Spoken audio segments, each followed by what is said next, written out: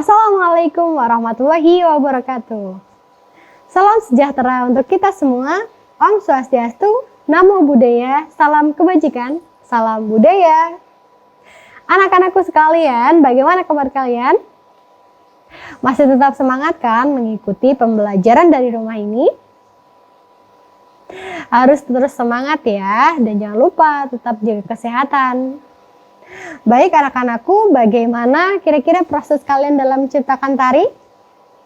Pasti sudah memiliki banyak sekali pengalaman ya. Dari kalian menentukan konsep, menentukan unsur tarinya, kemudian kalian belajar gerakannya, kalian mencari gerakannya, dan apapun itu prosesnya, kalian pasti mendapatkan ilmu yang sangat bermanfaat sekali. Nah, di sini saya akan melanjutkan kembali materi sebelumnya. Ini adalah tahap terakhir dalam penyusunan karya tari.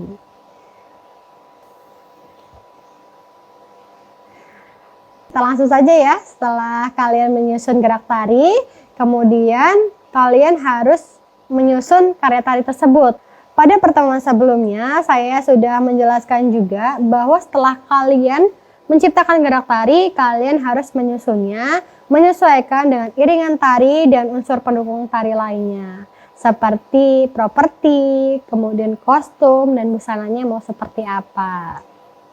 Selain itu, perlu diperhatikan juga dalam penyusunan tari, kalian harus memperhatikan arah bagaimana si penari itu memperagakan gerak tarinya.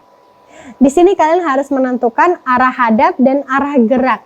Arah hadap ini maksudnya adalah mau menghadap kemana penari tersebut, apakah ke depan atau serong kanan, serong kiri, itu tergantung konsep dari yang kalian buat. Kemudian ada arah gerak. Arah geraknya itu mau zigzag, diagonal, atau mau melengkung. Seperti gambar yang ada di hadapan kalian ini adalah contoh-contoh tari kreasi, yaitu ada arah hadapnya, mereka ada yang menghadap ke depan, ada yang menghadap ke dalam, ada yang saling hadap-hadapan. Kemudian ada contoh juga arah gerakannya itu gerakannya mau ke kanan, ke samping, mau mundur ke depan atau ke belakang, kemudian mau bentuk zigzag atau bentuk spiral. Nah, kalau mereka ini bentuknya spiral ya, kemudian ada yang arah geraknya itu lurus, seperti itu. Perlu kalian ketahui, arah itu merupakan dasar dari penyusunan pola lantai, level, dan desain tari. Sebelumnya kalian sudah tahu apa itu pola lantai? Nah, menurut kalian apa sih perbedaan pola lantai, level, dan desain tari? Tuliskan jawaban kalian pada buku catatan kalian ya. Kemudian, mari kita bahas pola lantai itu apa? Pola lantai itu adalah formasi atau posisi yang dibentuk oleh penari dalam berpindah, bergerak, ataupun bergeser posisi dari posisi awal ke posisi selanjutnya. Lalu level itu adalah tinggi rendah tingkat jangkauan penari dalam ruang gerak tari. Pastinya kalian pernah melihat ketika seorang penari itu ada yang gerakannya dia sedang berdiri, kemudian ada yang gerakannya dia sedang duduk di lantai panggung. Itu yang disebut dengan level. Kemudian desain. Desain itu adalah garis. Kita sering sekali mendengar kata desain. Nah, desain itu adalah garis yang terlihat oleh penonton. Nah, desain ini dibagi menjadi dua. Ada desain atas dan desain bawah. Sebelum kita membahas desain, kita bahas terlebih dahulu tentang pola lantai ya.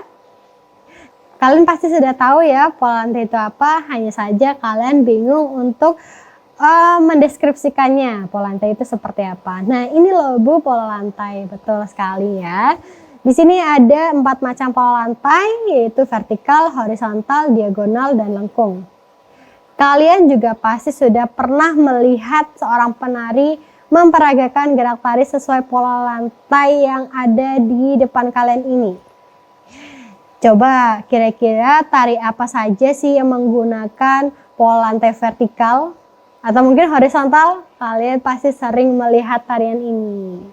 Next ya, untuk level yang tadi sudah saya singgung juga bahwa level itu ada tinggi, sedang, dan rendah. Kalian juga pasti pernah melihat seorang penari memperagakan gerak tari dengan berdiri atau loncat, kemudian sedang itu merunduk, atau rendah yang duduk di atas lantai. Selanjutnya yang sudah saya singgung juga tadi mengenai desain tari, itu ada dua, desain bawah dan desain atas. Desain bawah itu adalah garis yang dilalui oleh penari di atas lantai. Misal gerakan kaki membuka seperti pada contoh gambar tari yang ada di depan kalian. Ini seorang penarinya itu kakinya dibuka ya. Nah, garis antara kaki kanan dan kaki kiri itu merupakan desain bawah, contoh desain bawah. Kemudian ada juga desain atas, yaitu garis yang dilihat oleh penonton. Nah, kita bisa lihat ya tangan si penari ini ke kanan, kemudian membawa sebuah selendang yang dikibarkan. Itu sangat jelas sekali kita dapat melihatnya. Nah, itu yang disebut dengan desain atas. Begitu juga dengan contoh gambar tarian di bawah. Mereka membawa pita, penari-penari tersebut membawa pita. Garis-garis pita tersebut, tangan tersebut itu merupakan contoh desain atas. Oke anak-anakku, sampai di sini ada pertanyaan. Kita lanjut ya. Di sini saya menambahkan juga tips-tips merangkai karya tari kreasi agar lebih menarik. Tipsnya itu ada 4. Yang pertama adalah irama. Kita harus memilih irama tersebut yang menarik penonton. Mungkin kita bisa melihat dari musik-musik yang paling banyak disukai oleh masyarakat itu apa. Sehingga penonton itu dapat tertarik dengan karya kalian. Kemudian yang kedua adalah penguasaan ruang. Bagaimana kalian membuat pola lantainya agar lebih variatif, tidak monoton. Kemudian yang ketiga itu penataan komposisi penari. Komposisi penari ini adalah dari segi gerakannya yang telah kalian komposisikan menjadi gerakan yang sangat indah. Yang keempat adalah penggunaan rias dan busananya. Rias dan busananya ini juga sangat penting untuk menarik perhatian penonton. Jadi kalian jangan sampai melewatkan tips-tips ini ya, agar karya tari kalian itu dapat diterima oleh masyarakat dengan baik. Mari kita sempurnakan gerak tari yang telah dibuat menjadi karya tari yang sangat luar biasa. Jangan pernah takut untuk berkarya ya, jangan pernah takut untuk salah dalam berkarya. Karena kesalahan itu bisa menjadi suatu guru yang terbaik untuk kita semua.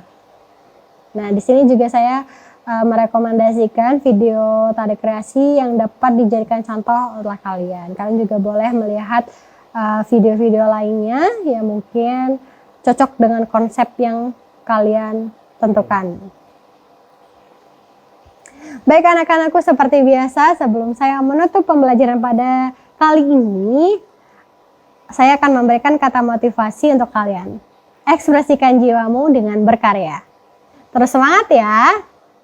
Saya tunggu hasil karya terbaik dari kalian. Wabillahi taufiq wal hidayah. Wassalamualaikum warahmatullahi wabarakatuh. Sampai jumpa.